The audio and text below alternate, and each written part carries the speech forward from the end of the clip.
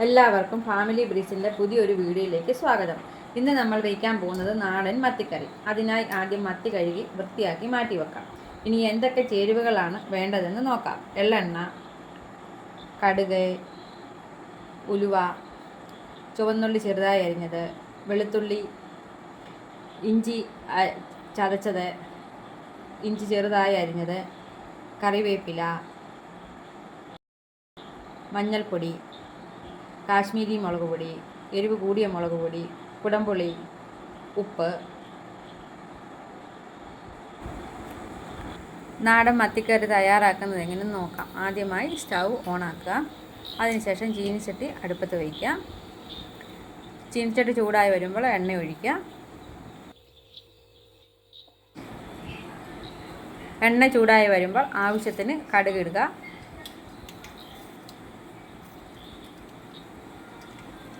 കടുക് പൊട്ടി കഴിയുമ്പോഴേക്കും കുറച്ച് ഉലുവ ഇടുക. അതിനുശേഷം ചുവന്നുള്ളി ചെറുതായി അരിഞ്ഞത് ഇടുക. കൂട്ടി ഒന്ന് ചെറുതായിട്ട് ഇളക്കി കൊടുക്കുക. മൂത്ത് കഴിയുമ്പോഴത്തേനും വെളുത്തുള്ളി ചേർക്കുക. ചെറുതായി അരിഞ്ഞ ഇഞ്ചിയും കൂടി ചേർക്കുക. ആവശ്യത്തിന് കറിവേപ്പിലയും കൂടി ഇട്ട് നന്നായി ഇളക്കുക. അതിനുശേഷം ആവശ്യത്തിന് മഞ്ഞൾപ്പൊടി, എരിവുള്ള മുളക് പൊടി 2 സ്പൂണോളം. ഇവിടെ എരിവ് ഞങ്ങൾ അധികം അങ്ങനെ ഉപയോഗിക്കാറില്ല, ഒരു മീഡിയമായിട്ട് ഉപയോഗിക്കാറുള്ളൂ. അതുകൊണ്ട് തന്നെ കാശ്മീരി മുളക് പൊടിയാണ് ചേർക്കുന്നത്.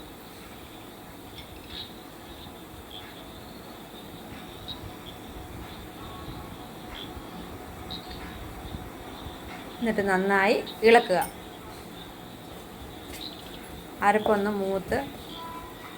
നന്നായി ഒന്ന് മൂത്ത് കഴിയുമ്പോഴേക്കും ചതച്ച് മാറ്റി വെച്ച ആ ഇഞ്ചി അരപ്പിലേക്ക് ചേർക്കുക. എന്നിട്ട് നന്നായിട്ട് ഇളക്കി യോജിപ്പിക്കുക. അതിനുശേഷം കുടംപുളി ഉപ്പുവെള്ളത്തിലിട്ടത് ആ ഉപ്പുനീരൊന്ന് ചെറുതായിട്ട് അരപ്പിലേക്ക് ഒഴിക്കുക. അതിനുശേഷം വീണ്ടും നന്നായിട്ട് ഇളക്കി നന്നായിട്ട് ഒന്ന് യോജിപ്പിക്കുക. മൂത്ത് കഴിയുമ്പോൾ കുറച്ച് വെള്ളം ചേർത്ത് ഒന്നും കൂടി ഒന്ന് ഇളക്കുക. നന്നായിട്ട് ഇളക്കുക.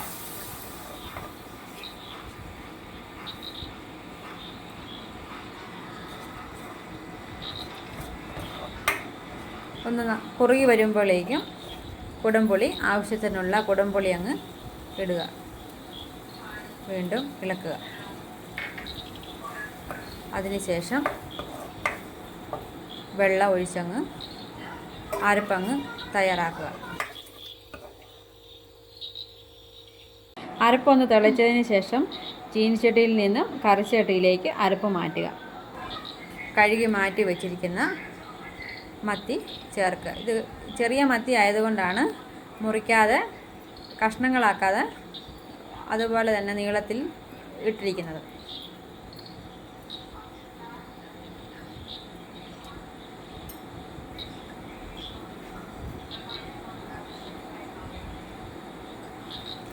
കഷ്ണങ്ങളെല്ലാം അരപ്പിലേക്ക് ചേർക്കുക. അതിനുശേഷം തവി കൊണ്ട് നന്നായിട്ട് ഇളക്കി മാറ്റി വെക്കുക. എന്നിട്ട് ആവശ്യത്തിന് ഉള്ള ഉപ്പും കൂടി ചേർക്കുക.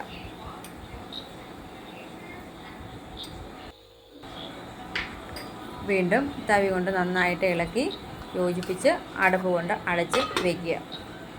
ഇനി കറി വേവാനുള്ള സമയം കഴിയുമ്പോൾ അടപ്പ് തുറന്ന് കറി നമുക്ക് ബൗളിലേക്ക് മാറ്റി വയ്ക്കാം. നാടൻ മത്തിക്കറി റെഡി. ഈ വീഡിയോ നിങ്ങൾക്ക് ഇഷ്ടമായെങ്കിൽ എല്ലാവരും ലൈക്ക് ചെയ്യുക, ഷെയർ ചെയ്യുക, സബ്സ്ക്രൈബ് ചെയ്യുക. ഇനി പുതിയൊരു വീഡിയോ വരുന്നത് വരേക്കും എല്ലാവർക്കും ബൈ.